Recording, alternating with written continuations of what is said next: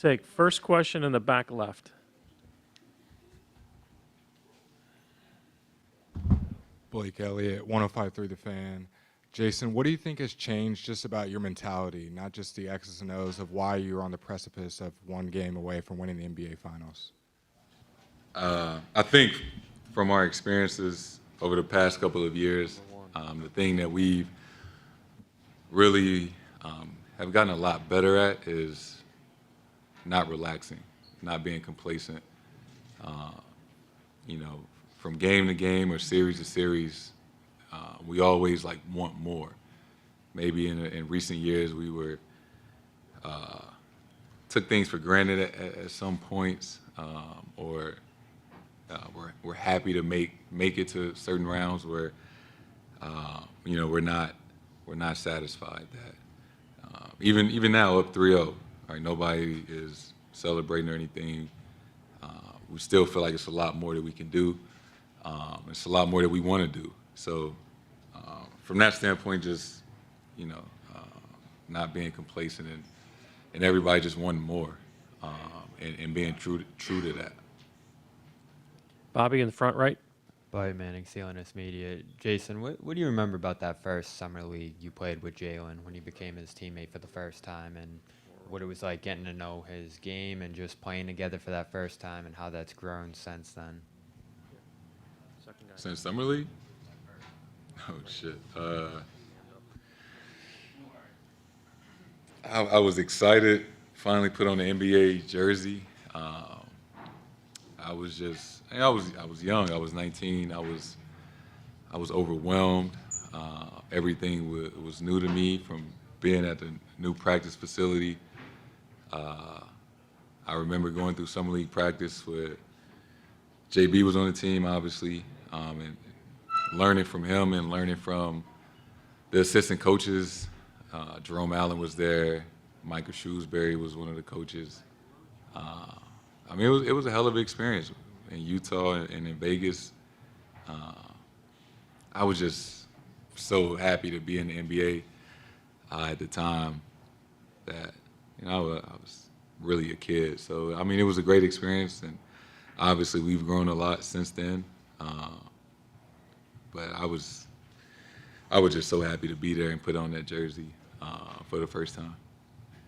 Fifth row over here on the left. Jayson, Drew talked the other day about looking up at the banners and thinking he'd like to be part of one. You've been around it a while. You've been kind of absorbed into what it means to be a Celtic. What would that mean to you now, and how much is that something that you've thought of, and how much has that evolved over your career? Ever since I've been in the NBA, especially with the Celtics, everybody knows we only hang up championship banners, and it's been a while since we've won one, and ever since '08, the goal is to win another one every single year. Gotten close plenty of times, and just an honor. It's an honor to wear this jersey. It's an honor to follow the footsteps of some of the best players ever, and being a part of Celtics history entails that you got to win a championship. Every kid growing up playing basketball dreams about being in the finals, dreams about winning the championship. So I'm no different than anybody else. Tim, standing on the left. Jayson, Jalen was in here earlier talking about how he was embarrassed about the way last year ended for himself personally. That was a motivation for him over the summer coming into the season. And you've obviously talked about spraining your ankle, not being able to be at 100% in that game, the way that series ended. How much is sort of, not just that year, but the past several years, sort of allowed you guys to really focus in, like you were talking about, on staying locked in on the moment and not letting this opportunity slip away this year? I credited last year a lot to the success that we're having this season. We were so consumed with getting back to the finals in a good way, but I think especially when we got to the playoffs, we were just ready to get back to June, and in some ways skipping steps, and those series took longer than they maybe should have, and we acknowledge that, and we could have closed games out a lot earlier. And, you find yourself in a hole down 0-3. The margin for error is so small. And last year, we really believed that we could take it one game at a time and come back from that series. But, last year was a great learning experience. So, for one, not take things for granted. It's never, you're never promised to make it back to the finals. And, I think each and every person this year has came into the season with a different mindset. And I think it has truly shown that we don't take things for granted. And we approach every single day the same, that we're trying to get better. And we're as hungry as we've ever been. We'll go Steve, Mark, and Tim in the back. Just go ahead, Steve, on the left. Jason, Steve Buckley from The Athletic. Back to the banners. When you're a newly minted Celtic, how does that work? Does somebody take you around and show you all that and teach that to you, or are you on your own? And also, what was your first encounter with a Celtics legend, whether it was Larry or Kuz or somebody? Actually, yeah, somebody did walk me around the old practice facility in Waltham and showed me all the banners and the history. And I was born in '98, so I didn't really know about all the championships before. I knew Bill Russell won a lot. I knew Bird had a couple, but I only ever saw '08, and then when they lost in 2010. So I learned a lot about the history of the game, the history of the Celtics, and I would say the first legend I met was Paul Pierce. I met him during that. It might have been Summer League or my first training camp.